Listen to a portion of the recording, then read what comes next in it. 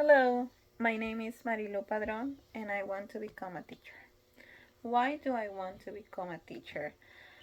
Well, being a teacher has something that I has always wanted to do. It was a dream for me since I was little. Um, I want to be a teacher so I can make a positive impact in the lives of children and their families. I believe educators are some of the most important models in a child's life. A good teacher can not only help them grow intellectually, but in many other ways. And I want to do that. And I think it will be a great way to give back to my community. And I also love kids. I enjoy being around them. So, yeah, that's why.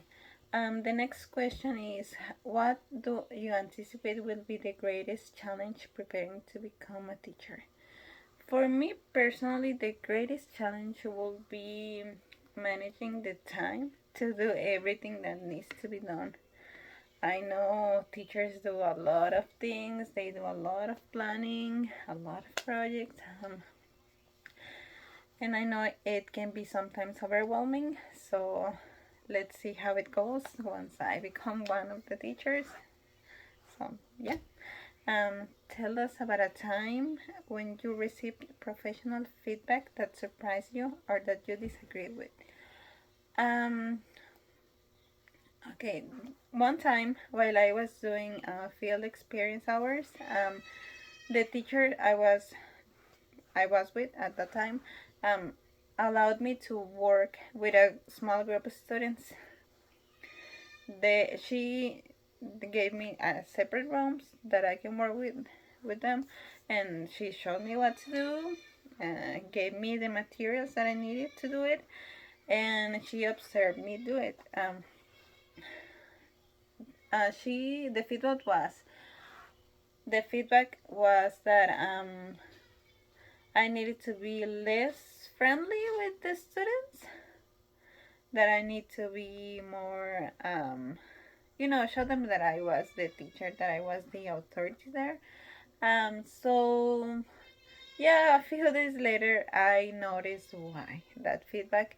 The students, as they felt more confident with me, they started being more playful, talking more, paying less attention. They wanted to go to the restroom all the time. They wanted to go drink water all the time. And yeah, just creating distractions, and it wasn't working. So what I did was just thank the teacher for the feedback and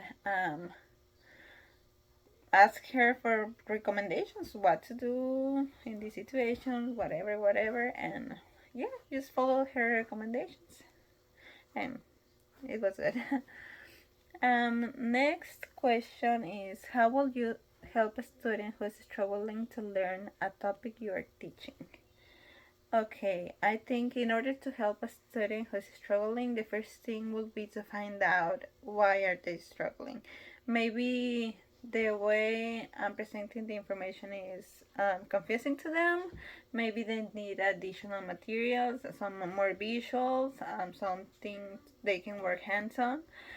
Um, I will break the instructions into smaller steps, clearer steps, and I will model for them. Maybe while I'm modeling, I can think aloud so they can hear what is going on in my mind while I do the steps, so they can understand why the reasoning behind it.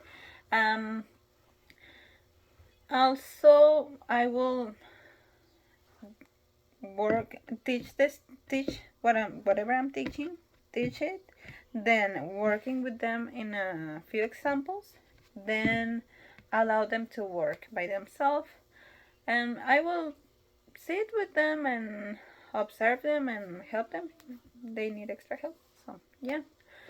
And the next question is, a student is being disrespectful to you, how would you respond? The way I will respond to this situation will be first to stay calm, set a boundary, and then finally redirect the behavior. I will say something like, you are being disrespectful right now, I need you to remember that in this classroom, we are always respectful, even if we're mad, even when we're frustrated. We need to always be respectful to each other. So I will give you a moment, and when you feel ready, we can talk. If the behaviors continue, then I will move on and give them whatever consequence is established in the classroom, whether it is to call their parents or maybe clip down on the behavior chart, whatever the consequences for that behavior, give it to them. And well, that's it. Thank you so much for your time and attention. And that's it. Thank you.